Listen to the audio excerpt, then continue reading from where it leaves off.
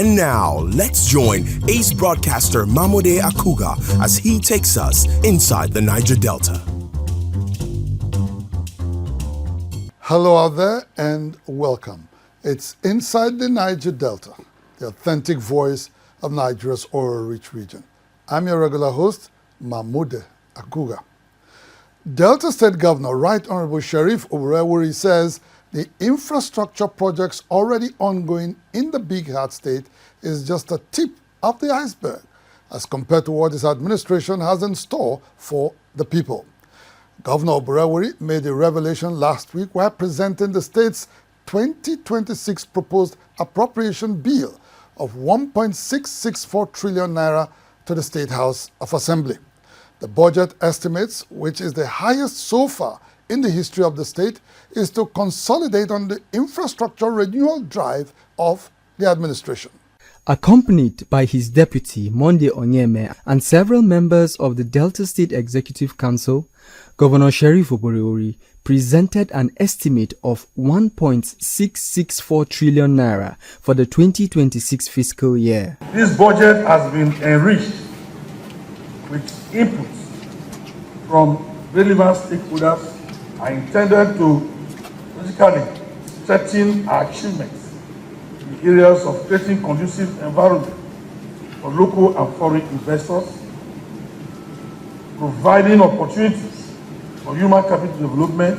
The proposed spending plan represents an increase of 685 billion naira from the 2025 appropriation bill, which was 979 billion naira.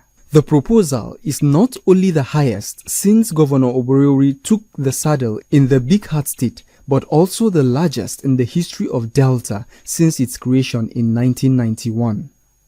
According to Governor Oborevwori, the ambitious fiscal plan is expected to be funded from statutory allocation, internally generated revenue, and oil derivation payments to the state. Speaker of the Delta State House of Assembly, Right Honorable Emomotimi commended the governor's ongoing development efforts and financial discipline, assuring that the Assembly will continue to collaborate with the executive arm to ensure sustainable growth and development of the state. This Honorable House assures you of our thorough, transparent, and speedy legislative consideration. We will do so with the ultimate goal of ensuring that the budget delivers meaningful impact to our people and furthers the progress already being recorded across the state.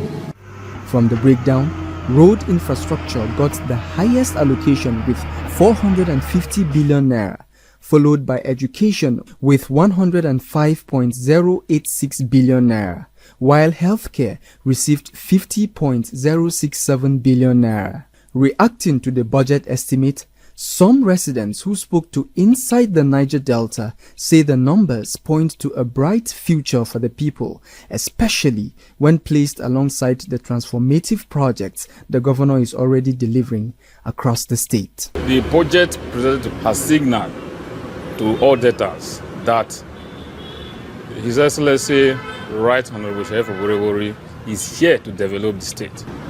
We debtors were very happy for a governor to set aside 70% of the budget to cap for capital expenditure. So I want to commend the governor.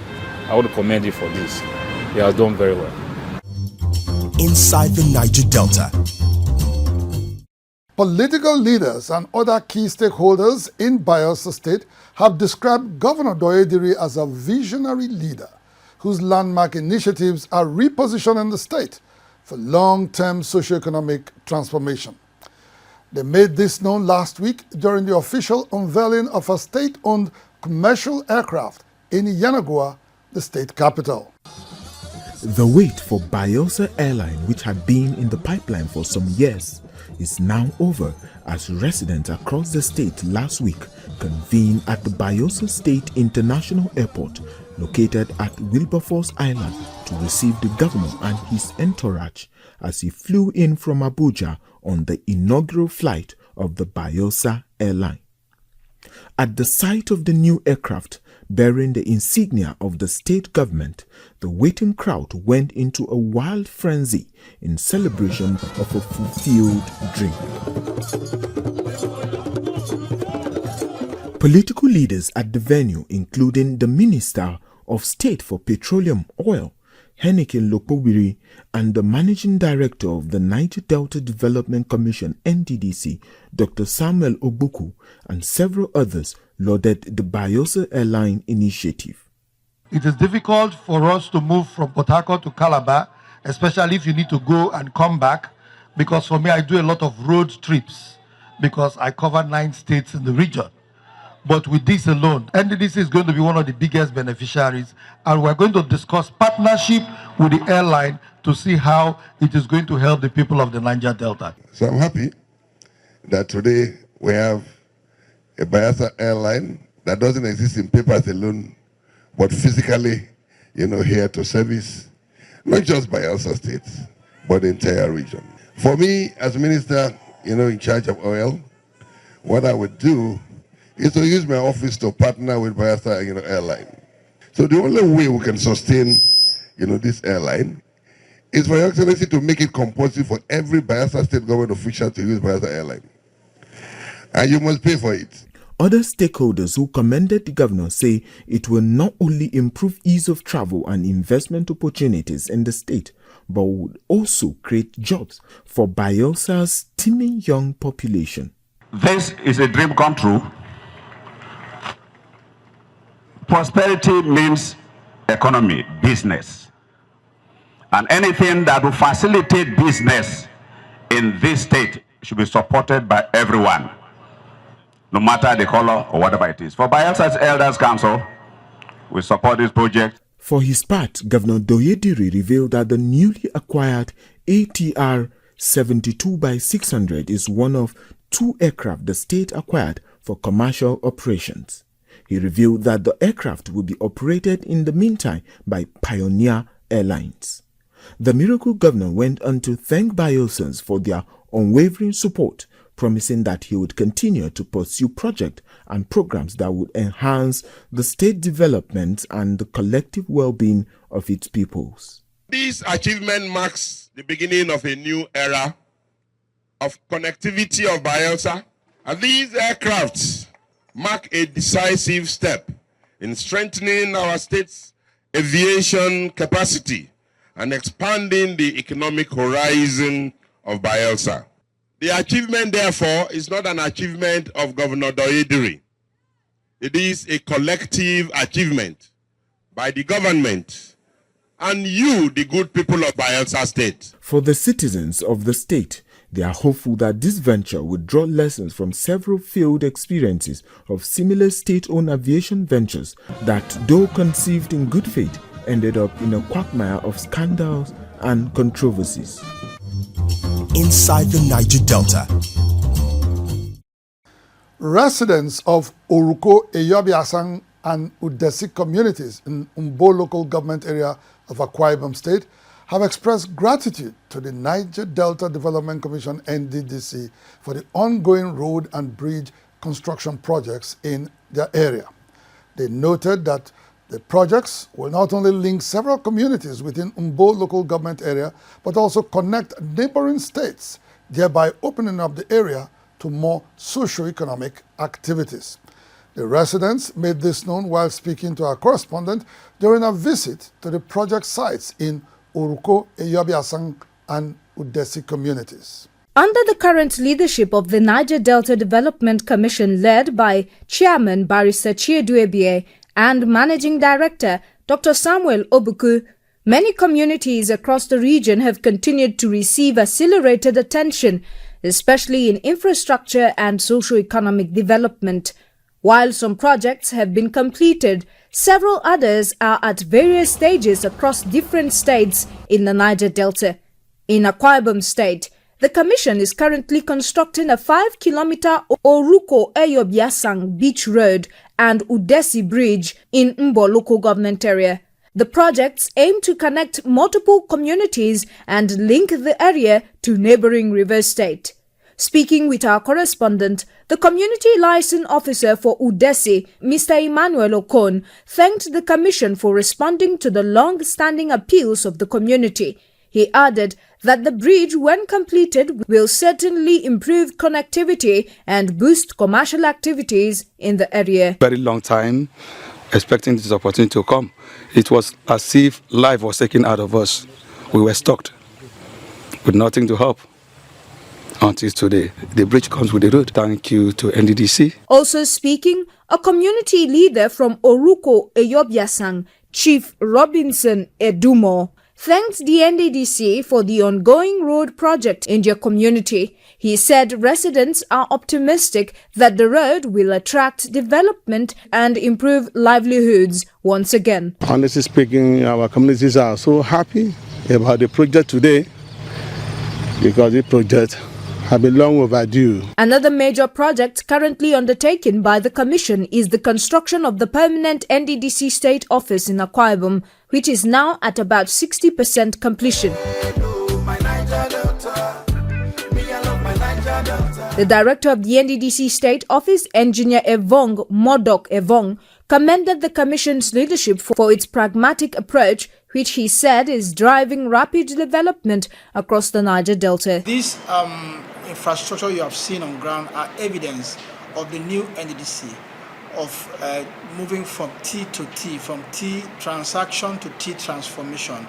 So Dr. Sam Ogbuku-led management committee is emphasizing on proper development and partnership to improve the fortunes of NDDC he came to inherit. And we have seen it all, that the results are there to show. Yes, it's the renewed vigor of the present management and board that has led to what you are seeing on ground. He further noted that the Commission remains committed to ensuring that every state within its mandate area has a permanent and fully functional office. You recall you were in the news a couple of weeks ago, the Delta State Office prototype, almost like this, was commissioned. A few months ago, Bayelsa was inaugurated. I think like over 6 months ago, Cross River was inaugurated. So Rivers was inaugurated some time ago. So it's a deliberate action of this present-led management headed by Dr. Sam Ogbuku to ensure that we transit, we move from all these rented properties, private properties, to a building of the commission. It is like a social responsibility. It's like giving the NDDC a face in the state capitals or in the states of its operations. As the NDDC continues to execute these projects, its focus remains on ensuring that no community is left behind, which reflects its core mandate of accelerating development in the oil-bearing Niger Delta region. Inside the Niger Delta. Ezekiel Group, oil and gas, dredging, power and air transportation. Ezekiel Group, petroleum product sufficiency, energy sustainability and infrastructure development. The age-long gap between luxury and affordability will soon be a thing of the past for thousands of prospective homeowners from across the country, and indeed the diaspora, as Cubana Millennium City comes alive in Asaba, the Delta State capital. The Cubana Group, under the leadership of business mogul Obinna Iyegbu, popularly known as Obi Cubana, is rolling out an ultra-modern city project that will deliver quality and premium homes fitted with cutting-edge technology. The billionaire businessman Obi Cubana says the project, which is designed to be the biggest housing project in the Niger Delta, is already progressing speedily and will offer unmatched amenities and experiences at a competitive price. Located in the capital territory of Asaba, Delta State, Cubana Millennium City is a multi-billion-dollar residential masterpiece currently being developed by the Cubana Group.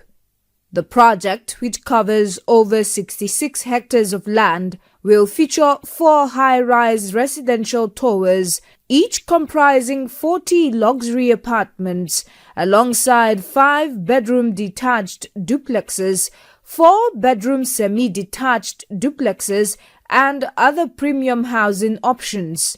The entire development has been strategically developed into 5 construction zones, with round-the-clock work currently ongoing in Zone 1, which covers about 150 housing units scheduled for delivery by the end of 2026.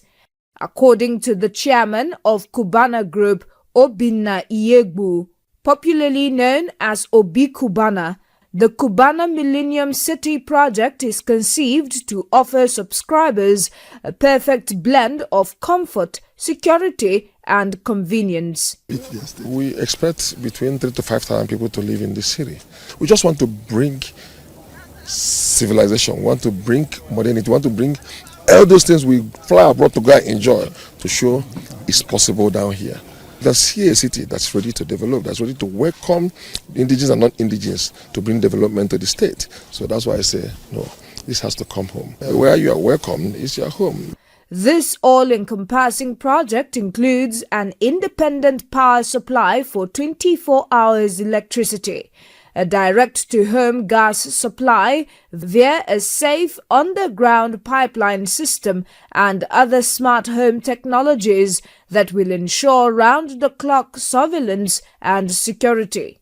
Though fitted with these luxuries and innovations, Obi Cubana assures that the estate will be pocket-friendly while also offering flexible payment options that will make premium living possible for many people in the state. In between this time, the gym, all those facilities and amenities that actually make it a livable city will be going on at the same time. We are taking infrastructure extremely seriously. Between now and the end of next year, you see that we are almost 90% done on the entire infrastructure of the city. More importantly, the project is already creating direct employment for local residents, with most of the construction workers on site drawn from the host community. For the developers, this is only a glimpse of the broader economic impact the city is expected to generate upon full completion. Meanwhile, the project's supervising engineer, Wole Adeniwo, revealed that a team of seasoned professionals is already on the ground to uphold strict construction standards and quality assurance processes throughout the development. The aesthetics of the building are unique. They are not normal common things you see in other estates. Even though within estate, it competes and even beats Lagos, the way it's going. We produce our blocks here, we produce our caps here. All our reinforcements are being prepared and cut for tests at the lab to ensure that no strength or any quality issues is being compromised. Already, the project enjoys the full backing of the Delta State Governor, with the Governor, Right Honorable Sheriff Oborewori, whose governance style has continued to strengthen investor confidence and attract large-scale developments to the state. He is expected to perform the ceremonial groundbreaking for the project on Tuesday, 2nd November 2025. Inside the Niger Delta. The remains of Niger Delta icon, the late Major General Paul Ufoma Omu, retired, have been laid to rest in his hometown of Igbide in Isoko South local government area of Delta State. Dignitaries from within and outside Delta State joined the family and the Isoko nation to pay their last respects to the late elder statesman who passed on the 29th of April 2025 at the age of 84 after a brief illness. The burial ceremonies for the former military governor of Old Cross River State started with a service of songs in Abuja on Thursday, 20th of November 2025 and climaxed with his final interment last Saturday, 29th of November 2025 in Igbide. Our correspondent, who followed a series of events in honor of the late general, known for his peaceful and unassuming personality, now reports. The name Major General Paul Ufoma Omu is one that will indeed strike a chord wherever and whenever it is mentioned across Nigeria. Born in Oteri, Igbide Kingdom in Isoko South Local Government Area of Delta State on the 1st of July 1940, General Omu joined the Nigerian Army on 10 December 1962. His sterling military career saw him serve across Nigeria, including in faraway Maiduguri. He indeed left behind a visible record of genuine stewardship and tales of impacts on those who have crossed paths with him. These legacies came alive last week, first at All Saints Church, Wuse Zone 5, Abuja, on the 20th of November 2025, when well-wishers from across Nigeria joined Senator Stella Omu and other family members for a service of songs for her husband, the late General Paul Omu, who passed on the 29th of April 2025 after a brief illness. He gave me wonderful ideas in terms of when you are speaking to the people, when you are addressing the public. Don't make the mistake of assuming that the people that are listening to you are not examining what you are saying. General, I was very, very careful. I want to thank you for really advising me. And if you agree with me, can you put your hands together again for General? The church the General built, I had the privilege to dedicate it in their hometown. So, what has been said, there was no exaggeration. The man was a saint of God, as much as human beings can be. He was a good man. From there, the ceremonies moved to Asaba, the capital of Delta, where another service of songs was held in honor of the late military governor of the old Cross River State, which is now divided into Akwa Ibom and Cross River States. The governor, Right Honorable Sheriff Oborewori, his wife, his deputy and other dignitaries were also in attendance. The next port of call was Isoko House in Ole, where the Isoko Development Union organized a lecture and a day of tribute for the late general who served in the Armed Forces Ruling Council and later in the Armed Forces Supreme Military Council. Dignitaries used the life and legacies of the deceased to draw a parallel with the state of affairs in the country. At the end of the day, everyone seated here, in whatever position we find ourselves, as father, as mother, as leader, in all positions, at the end of the day, when all the words have been said, when all the recitation and the resume have been cited, can you be said to be a good man or a good woman? And General is being described as a good man. General, indeed, is a good man. That in a season where somebody who would have pressed through the electoral pains to become a councillor will not be willing to be a community chairman. We have our daddy who, after getting to the top of his career, came down to serve his people. That's the man we are talking about, because he's a man who loves his people. I'm happy to announce to you that as of today, through his effort, MAMODE and IGBD are living peacefully together. Because they feel that a man of that level should do a lot. But in the Nigeria of today, you can't do that a lot without being very dirty, without staining your hands. General would never want to be in a position where he will have his hands stained. He was a man that was just pure and simple, very straightforward, a man of processes. If you follow the process, you will get what you are supposed to get. But to bribe your way through was not something he believed in at all. This array of dignitaries then filed to Igbidi, the hometown of General Omu, where another service of songs was held.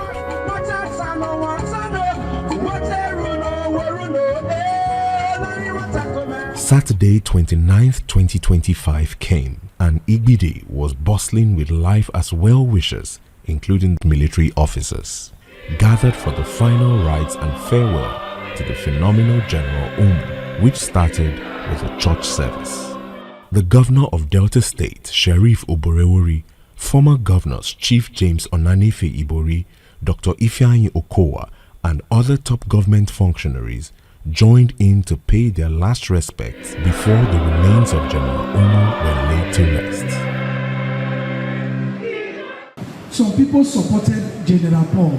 General Paul supported others. Support the next generation. The late senior officer was a brilliant, resourceful, and hard-working officer. He was a disciplined, confident, diligent, and professional officer with impeccable integrity. From the church, the crowd proceeded for the interment proper, where the military gave the late general the customary 21-gun salute reserved for distinguished military officers. A reception followed immediately, where visitors were entertained as family members shared memories of their late patriarch. After a successful series of ceremonies, the family was back again in church Sunday morning for an outing service. Isoko traditional leaders who could not join the family for the burial procession the day before due to cultural restrictions that forbid them from attending burials, however, joined the family for the outing service. Inside the Niger Delta. Well, that's the size of our package on the program for today. Kindly note that you can now also watch our program live on our YouTube channel at NDN-TV Nigeria, Mondays at 9 p.m., Tuesdays at 9:20 p.m., and Wednesdays at 9:30 p.m. Please do well to subscribe to our YouTube channel at NDN-TV Nigeria for live updates and many more stories. Inside the Niger Delta, the authentic voice of Nigeria's oil-rich region, will be back same time, same station next week. Until then, you can follow us on our social media handles shown right now on your screens. Until next week, I am MAMODE AKUGHA thanking you for tuning in. Bye for now.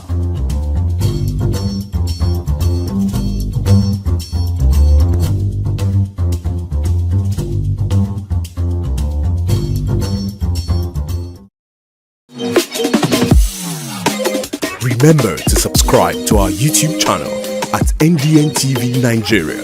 Click on the subscribe button and be the first to get notifications.